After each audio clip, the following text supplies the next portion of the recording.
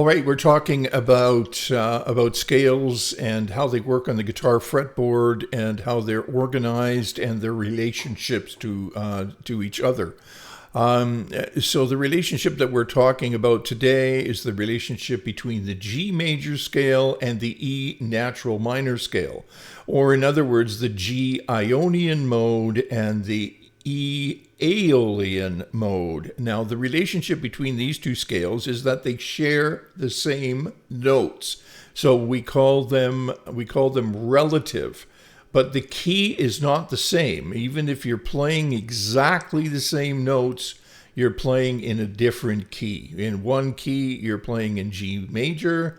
In another key, you're playing in E natural minor. And this or the key of E minor.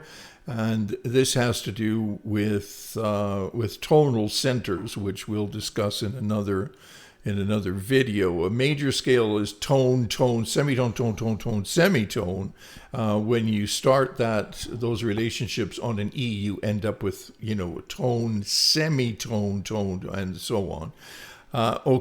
Entirely different relationships. And so because we hear everything from a tonal center, everything changes. Okay, so let's take a look at the E natural minor scale.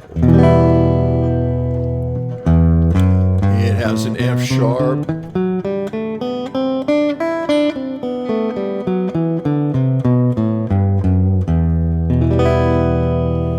And there is the first scale there, right?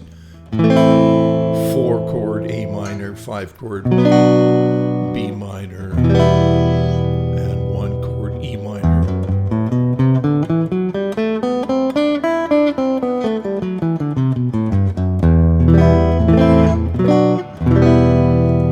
Okay, and now let's move to the next position.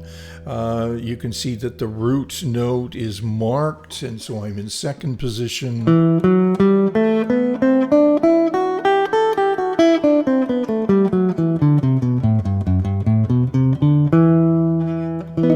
And there's my 1-chord.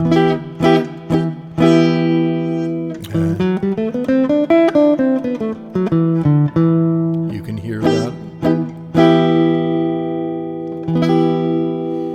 All right, and then we move up the fretboard, and we're in fourth position.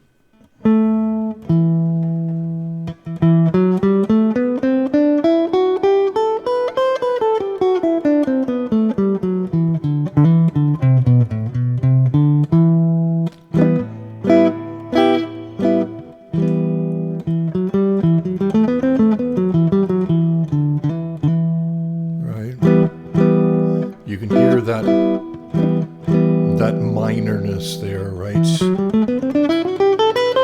When you're playing scales, make sure that you're always playing the scale identically, ascending and descending. Also, all of this is excerpted from my book called Scales, I think, and which you can pick up on Amazon. And I would advise it if you have any gaps in your scale playing. This book is meant for you. And then we're going to move up to seventh position. There's my 1-chord.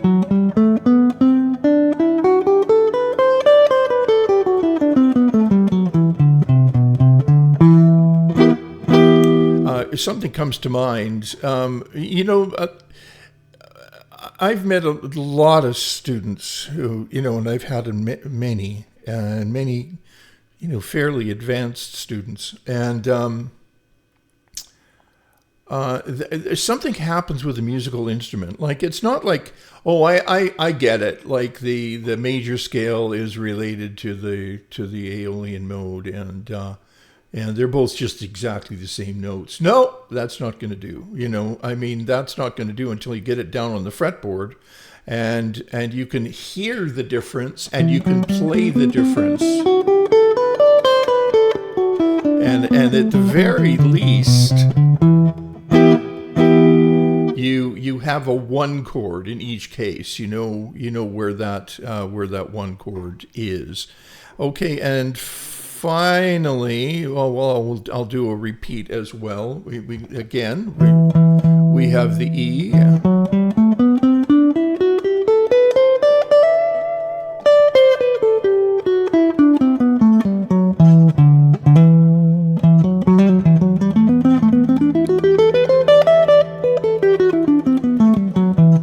You can hear that, right? And there's a minor.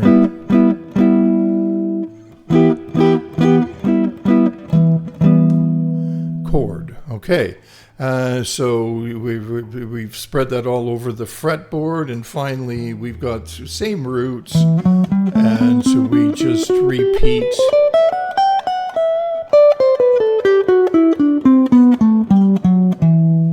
And we have that repeated chord.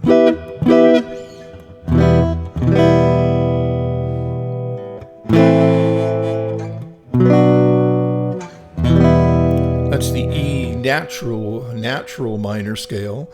These scales are important to learn because there's a reason for it being called a natural minor scale, because it's unaltered.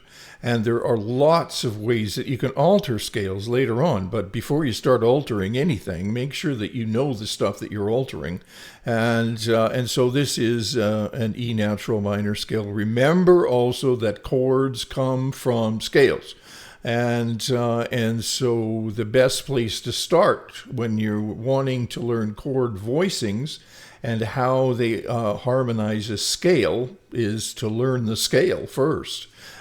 So get the stuff underneath your fingers. I've just done the C major scale, the A natural minor scale, the G major scale, and the E natural minor scale.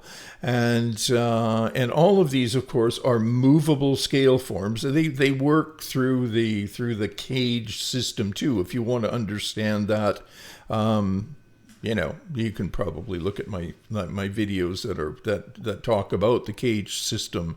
There's no real mystery to it. If we take a C, right, because C is the first letter in the word cage. C, A, G, E, and D, and underneath each of those chords we have a corresponding scale, right? That's about it, right? But that applies for every key. All of these scales are movable. Every single scale is movable. If I wanted to move all of this up a tone, I would be in the key of F sharp minor. If I wanted to move it up a minor third, I'd be in the key of G minor, and so on, right? And the same thing applies to major scales. So you've got to get these scales underneath your fingers, and if you're wondering, how you're going to do that, maybe take a look at my videos having to do with practice. All right, that's it for the E natural minor scale. Thanks for stopping by, and I hope to see you again.